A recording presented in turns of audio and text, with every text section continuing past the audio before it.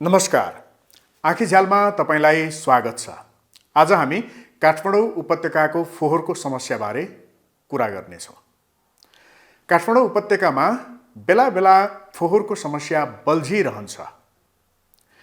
यसपटक पनि काठमाडौँ उपत्यकामा उत्सर्जन हुने फोहोर हप्तौँसम्म उठ्न सकेन। फोहोरको डङ्गुर र त्यसबाट फैलिएको दुर्गन्धले बसी नसक्नुभयो।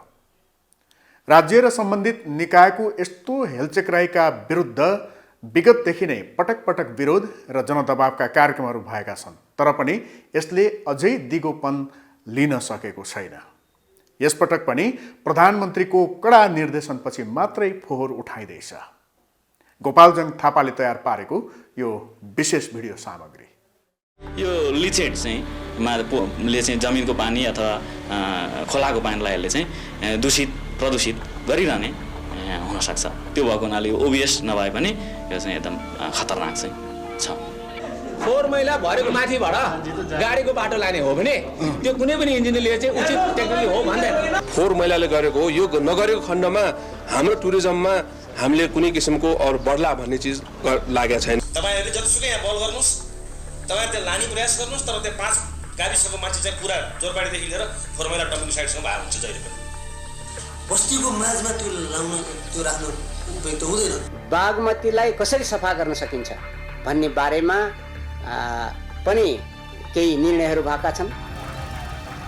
प्रस्तुत भिडियो सामग्री थियो काठमाडौँको फोहोर व्यवस्थापन सम्बन्धी विक्रमसम्म 2051 साल वैशाख 20 गते आँखी झ्यालको पहिलो अङ्कमा प्रसारित कार्यक्रमको छोटो झलक। फोहोर मैलाबारे आवाज उठ्न थालेको थुप्रै वर्ष बितिसक्दा पनि नेपालको सङ्घीय राजधानी काठमाडौँको फोहोर व्यवस्थापनको दीर्घकालीन समाधान नहुनु योभन्दा लज्जास्पद कुरा के होला? उपत्यकाको बढ्दो प्रदूषणका कारण एकपछि अर्को वातावरणीय समस्या झेल्दै आएको काठमाडौँमा मास्क बिना घर बाहिर निस्कन पनि गाह्रो पर्छ। काठमाडौँको फोहोरले कहिले उचित व्यवस्थापन पाउँछ, यो प्रश्नको जवाफ अझै अनुत्तरित छ। मन्दिरै मन्दिरको सहरका रूपमा चिनिने काठमाडौँ पछिल्लो समय फोहोरै फोहोर भएको सहरका रूपमा बदनामित भइरहेको छ। यो 100% फोहोरमा 75% फोहोर त अरूले चलाइदिएछ भनेको त्यो होटेलको भातहरू उहरू गेडागुडी बुङ्गुरलाई लान्छ, प्लास्टिक टिप्नेहरूले प्लास्टिक ल्याएको छ, बोतल टिप्नेले बोतल लिएर गएको छ, बियर खाएका मान्छेले बियरको बोतल फिल्टर भएर गएको छ, जुसका बोतल जुसमा गएको छ। यहाँ त 25% फोहोर पनि छैन। 25% फोहोर कारण त्यो पनि टन्न पैसा लिएको छ। यति पनि गर्न नसक्ने के महानगरपालिका? जनसङ्ख्या वृद्धिसँगै काठमाडौँ उपत्यकाको फोहोर मैला व्यवस्थापन कार्य झन चुनौतीपूर्ण बन्दैछ। उद्योग धन्दा, कल कारखाना, होटेल, पसलबाट उत्पादन हुने फोहोर पनि दैनिक रूपमा बढिरहेको छ।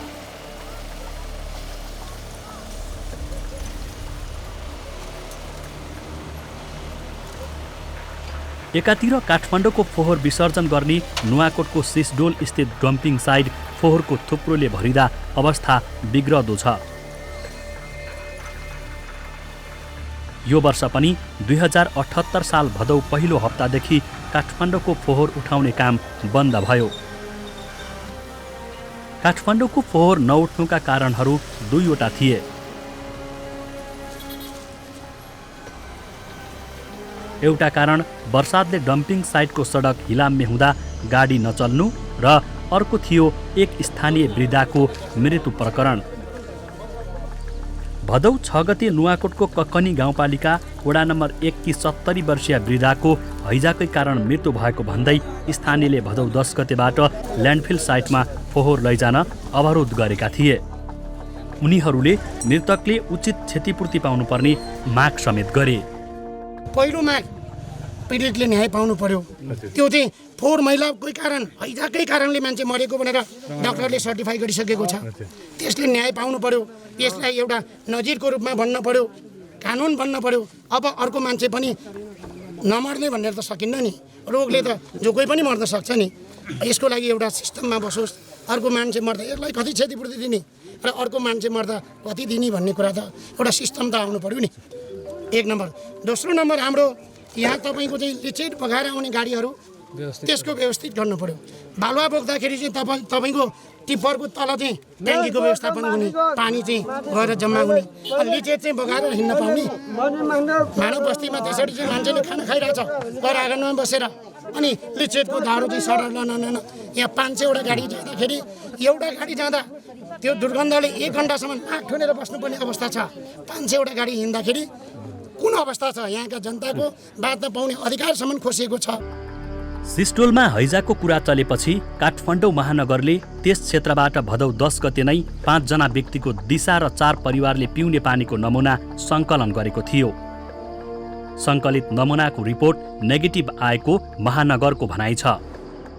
70 वर्षको आमा हुनुहुनेछ, उहाँलाई अब विविध कारणले अब बुढ्यौली लाएर कहाँ कसरी अब आफू सफा सुग्घर रहन सक्नु भएन, त्यो हिसाबले उहाँलाई त्यो रोग लागेको हुनसक्छ र त्यसबाट देशभरको हुनसक्छ। तर के भने हाम्रो फोहोरको कारणले, लिचेटको कारणले हो भन्ने कुरो प्रमाणित नभइसकेपछि यो हामीहरूले पुरा गर्न सक्दैनौँ। त्यसकारण यसको लागि तपाईँहरू आफै नै व्यवस्थापन गर्नुहोस् भनेर हामीले भनिसकेको छ। लामो समयदेखि काठमाडौँ उपत्यकाको फोहोर व्यवस्थापनमा ध्यान नदिएको भन्दै विभिन्न क्षेत्रबाट विरोध भइरहेको छ।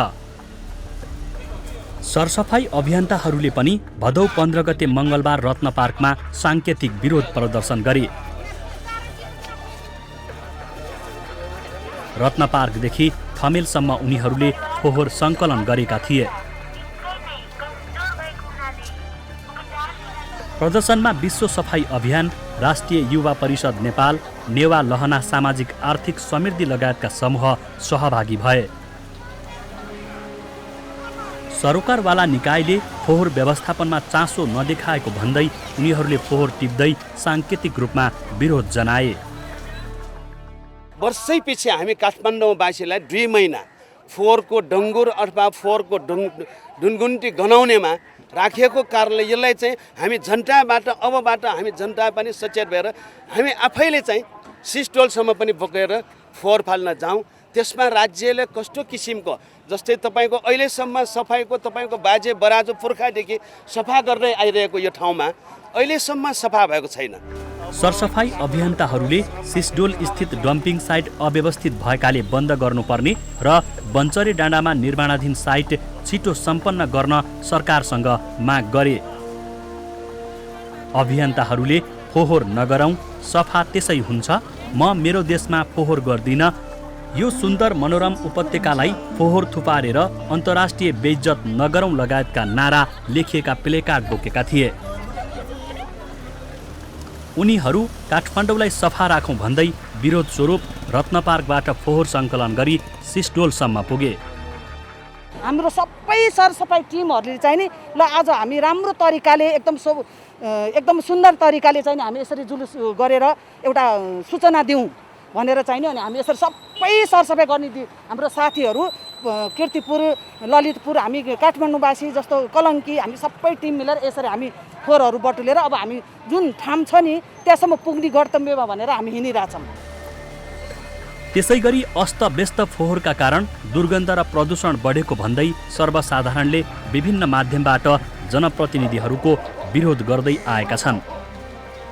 काठमाडौँको फोहोर व्यवस्थापनमा चासो नदेखाएको भन्दै विभिन्न गल्ली र चोकमा थुप्रिएको फोहोरसँगै काठमाडौँका मेयर विद्यासुन्दर साक्यको फोटो सामाजिक सञ्जालमा आएको छ।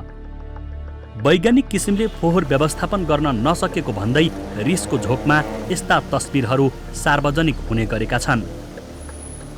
एउटा फ्याँक्ने ठाउँ खोज्न सक्दैन, एउटा साइड खोजेर राख्न सक्दैन, अरबौँ पैसा सकिया छ र खरबौँ पैसा सकिया छ र यति राख्न सक्दैन। हजुर दियो न, हामी गरेर देखाइदिन्छौँ। विकास भनेकै एउटा सफाइ हो, सभ्यता भनेको नै सफाइ हो। तपाईँको अब सम्पूर्ण रूपमा जुन समाज एक किसिमले हामीले देख्छौँ त्यो सफा भयो भने हाम्रो मन नै खुसी हुन्छौँ, हामी मन नै आनन्द हुन्छौँ। यस्तो चाहिँ सफा ठाउँमा, सुन्दर ठाउँमा आज धार्मिक रूपमा भन्ने हो भने हजुरहरूलाई यो फोहोर भनेको के हो? जहाँ फोहोर हुन्छ त्यसलाई नर्क भन्छ।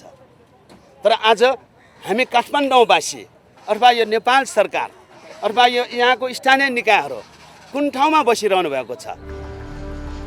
सिस्डोलमा मूल सडकबाट फोहोर व्यवस्थापन गर्नुपर्ने ठाउँसम्म पुग्न करिब 400 मिटर फोहोरको पहाडमाथि बनेको अस्थायी सडकबाट जानुपर्छ। झरीले सडक भासिने भएपछि फोहोर बोकेर गएका ट्रकहरू त्यहाँ पुग्न नसक्दा प्राय हरेक वर्षातमा समस्या दोहोरिने गरेको छ। विक्रम सम्वत 2062 साल जेठ 22 गतेबाट सिस्डोलमा 3 वर्ष मात्रै फोहोर व्यवस्थापन धान्ने अनुमान गरिएको थियो।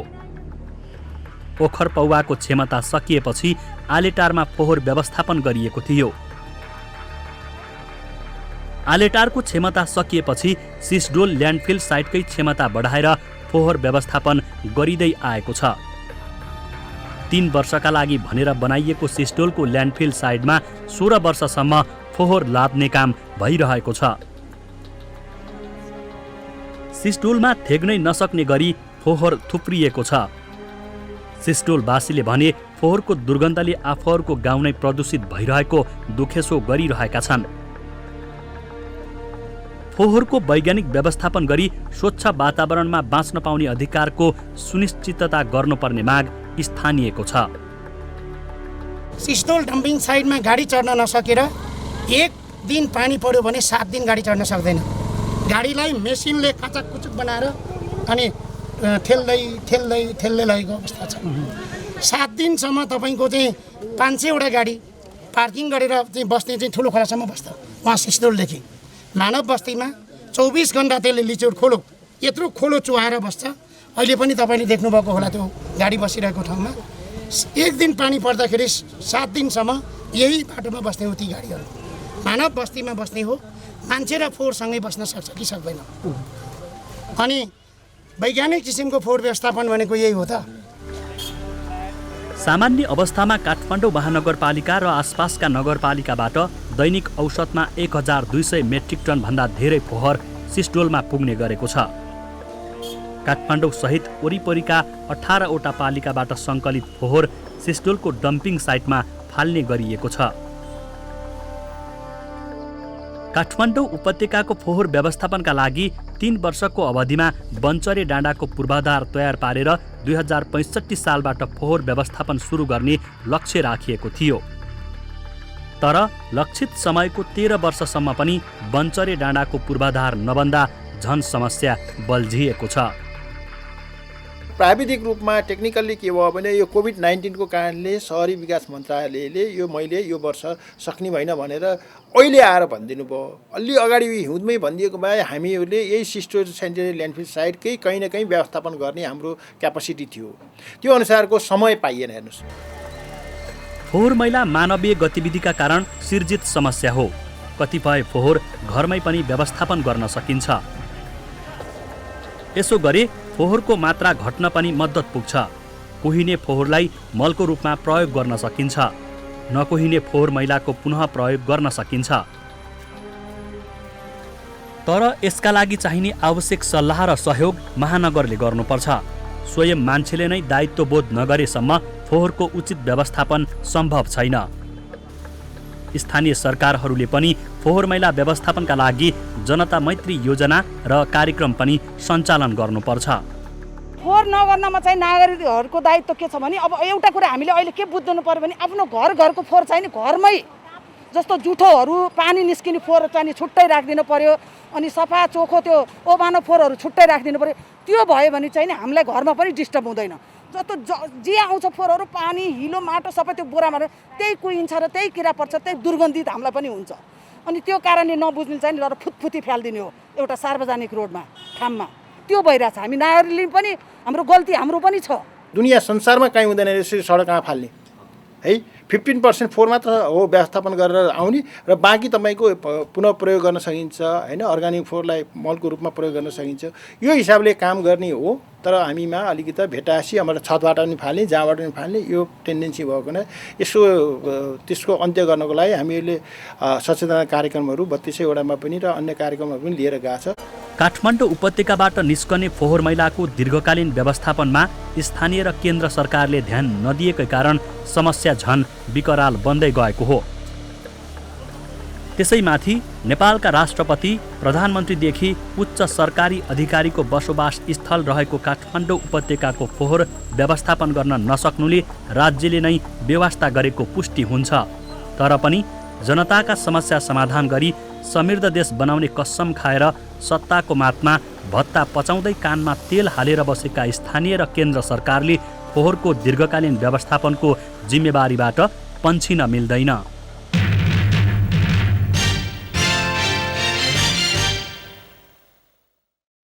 हामी कहाँ कुरा हुन्छ तर काम हुँदैन। राम्रा नीति पनि बन्छन् तर त्यसको कार्यान्वयन हुँदैन। फोहोरको दिगो व्यवस्थापनको कुरा नभएको पनि होइन, तर परिणाम ल्याउन सकिएको छैन। केही व्यक्ति र संस्थाले फोहोरलाई मोहोरमा परिणत गर्ने काम गरिरहेका छन्, तर राज्यले यसलाई संस्थागत गर्नै सकेको छैन। अब ढिला भइसक्यो। राज्यका तिनै तह गम्भीर बन्नुपर्छ र फोहोरको दिगो व्यवस्थापनतर्फ लाग्नुपर्छ। आँखीझ्याल फेसबुक र युट्युबमा पनि हेर्न सक्नुहुन्छ। आकाहाकीonline.com मा आँखीझ्याल हेरी त्यसै मार्फत सुझाव र प्रतिक्रिया पठाउन सकिन्छ। हवस् त आजको आँखीझ्याल यति नै। अर्को साता यही समयमा समसामयिक विषय लिएर हामी फेरि आउँछौँ। नमस्कार।